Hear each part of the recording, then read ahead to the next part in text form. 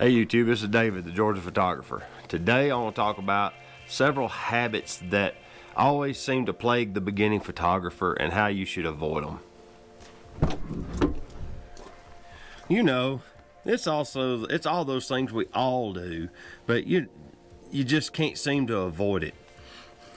I've came out here to Clallan Canyon just to see what the nice weather would be like today on a Saturday. Take off my reading glasses. So everybody wants to see me in my reading glasses. First thing that you really need to learn to do is don't get too much stuff and take it with you everywhere you go. I do that routinely. I know when you first get into photography, it's so luring to buy all that hot rod gear. I say get a good camera. You know, a cheap camera, yeah, you can still do photography with it, but a good camera body, you know, and a decent lens on it. Most of the kit lenses today produce really, really good pictures. Just get out with that and start learning framing and subjects and, you know, composition. Get into that and get away from worrying about what tripods you need. I'm gonna walk down into the canyon a little ways. I'm not gonna go too far.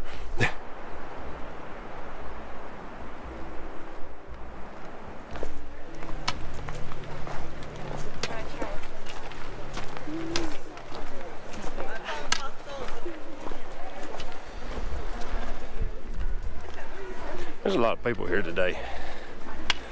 I misjudged the crowd conditions. How y'all doing? This is what it was supposed to look like when I got here today. Not the traffic jam with the tour bus apparently up at the top. Man, there was a lot of people here. Completely misjudged that one. I thought, yeah, we'll run over to Clallan Canyon. There won't be anybody there. I wasn't thinking that it was Saturday and like spring and everybody in this part of the world apparently has cabin fever.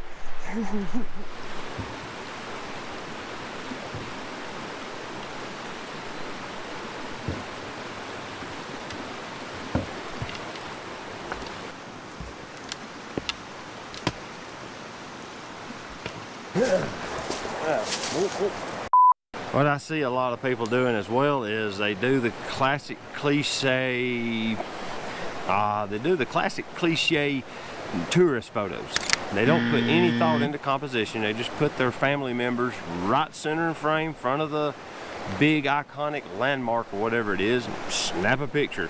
Basically just simply proving they were there. You know, photo documenting the proof. They really haven't got an interest in photo. And then in 20 years when you go to look at these pictures, what happens is you have 8,000 photos of the same person, two people, maybe 3 or 4 people, just standing in front of different signs. That's what it boils down to. You don't get anything interesting to kind of remember the place with. You don't do any environmental shots like getting people eating, which you don't really want to take photos of people eating. It really isn't flattering, but you know what I mean. You know, get them at the restaurant, get them at the ticket booth, get them boarding a ride. I mean, a lot of places now won't let you photograph the ride itself, but you see what my point is. You know, that's just theme park ideas. You know, get more than just them in front of the fence overlooking Clallan Canyon. Come on, it's not that big a deal. So that's that one. Oh. I mean, something as simple as the rule of thirds, 10 times better photos. The 3 layers of composition where you have a foreground, a midground, and a background element, 20 times better photos. Doesn't take a lot. Doesn't just 2 minutes of scouting, maybe repositioning your subject just a little bit, make the picture so much better. This little stuff.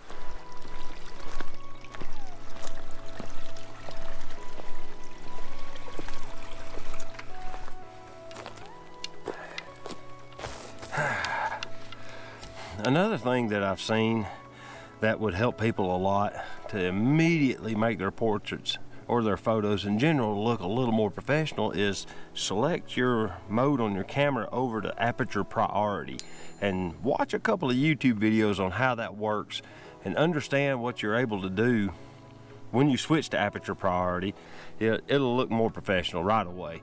It's just you can have the blurry backgrounds if you want it, or you can have everything in focus. You can control how much light's coming in, so you can like make it a moody image by darkening it down, by closing down the aperture. There's so many things you can do with just going to aperture priority that I would almost say buy you a simple fixed focal length prime lens and put your camera in aperture priority and use it for 2 months minimum. And you don't have to always shoot wide open. You can stop it down and still it works just fine. You can get blurry backgrounds at f4 real easy. It's just all in how you execute the camera. Like I said, there's YouTube videos abound on how to do all that.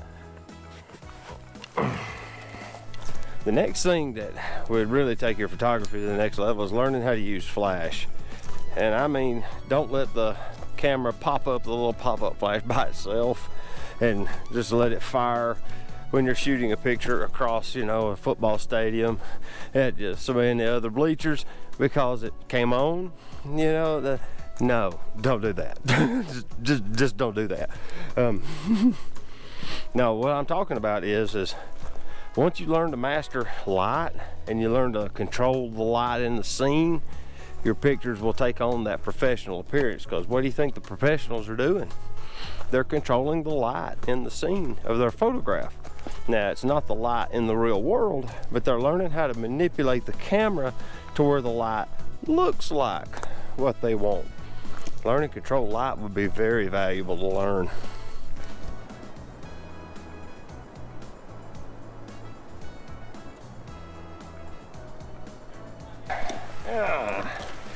Hey, I almost forgot to take pictures. It's a photography channel. You gotta take pictures. All right, so in the spirit of this video, I'm gonna outfit this X-T3 with, I can't get it out of the camera, the 28mm prime. It's all I'm gonna use all the way back to the truck. 28mm, of course, the adapter I spoke of in the last video, and just call it good. Let's see how it goes.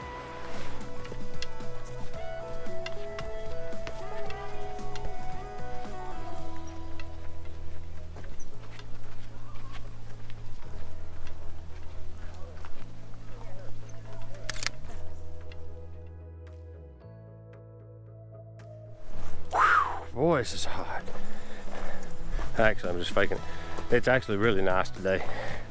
I was watching one of Maddie's, Maddie Hapoya's films, and he's still got a big parka on and riding his one wheel, and it's snowy and it's just terrible weather. And down here, it's this. T-shirts, and yeah, my jacket's back there.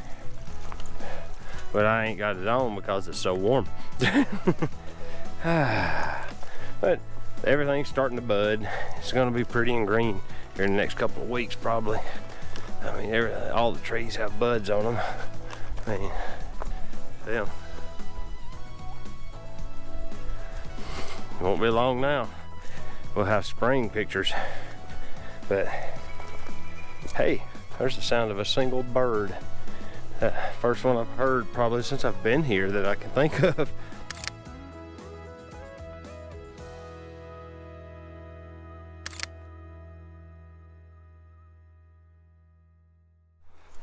Don't tell Teresa, but I'm gonna go get Halo Top ice cream after this trip. Bonus round.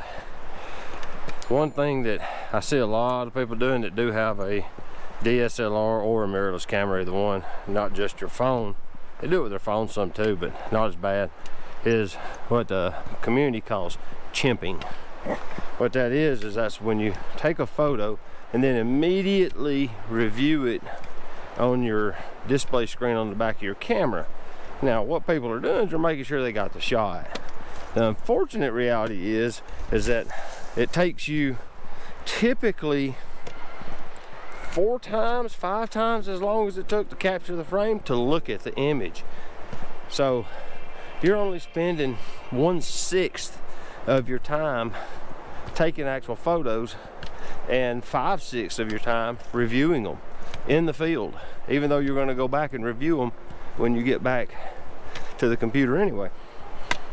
I would suggest you got an exposure meter in the camera or a histogram that'll display typically. Even the weakest of the DSLRs has a little LED exposure meter in them. Then as long as you're within a third of a stop of correct exposure, you can correct that in Lightroom or any aftermarket software. Even in a JPEG, you can pull it a third. Well, battery went dead. Figures. All right, now I got a hot battery in the GoPro. Whew. Well, where was I? And as long as you're within a third of a stop or so of the exposure that the camera's saying you should have, you'll have good images. And you should be able to just shoot and work on getting the photo more than checking them in the back of the camera. A lot of people spend a lot of time checking their photos on the back of their camera when they could be doing practice. Because at the end of the day, what makes you a better photographer is just getting out and taking pictures. The more pictures you take, the better you'll get at it. It's just proven fact. So with that, this is David, the Georgia photographer. And if you like this video, hit the like button. And if you like the channel, hit the subscribe. I'd appreciate it. And until next time, we'll see y'all later. Bye-bye.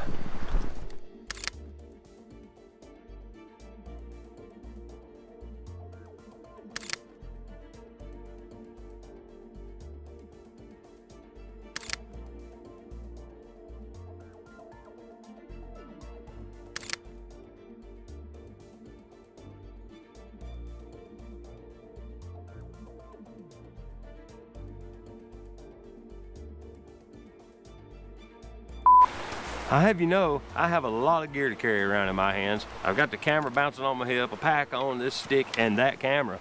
And it's actually kind of funny to watch me try and maneuver all this garbage around.